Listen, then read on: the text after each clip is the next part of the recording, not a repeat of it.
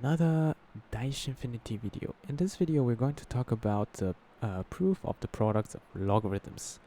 The proof is very simple, and I'm going to show you that the logarithm of the base c of x times y is equal to logarithm of base c of x plus the logarithm of c of y, so that the products inside the logarithm will be equal to the sum of the logarithms.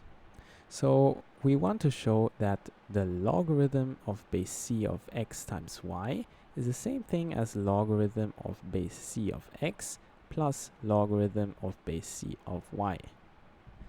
Now the trick of doing this is just taking the base of c on both sides, taking this whole expression on both sides, and we would just get the x times y.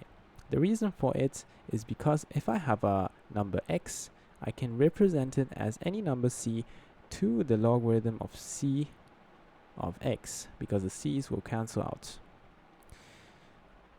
Now on the other side, I have c to the logarithm of c of x plus logarithm base c of y.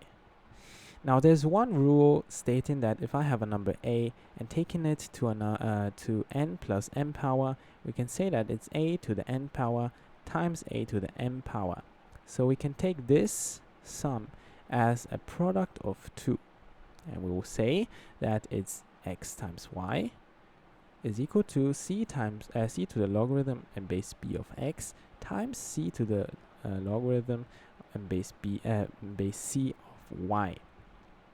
Since we have the c and the logarithm of c, we can cancel these both out, and we would get x times y is equal to x times y, which would prove the whole formula, which states that the logarithm of base c of x times y is equal to the sum of the logarithms.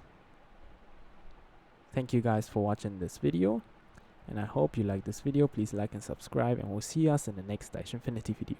See ya!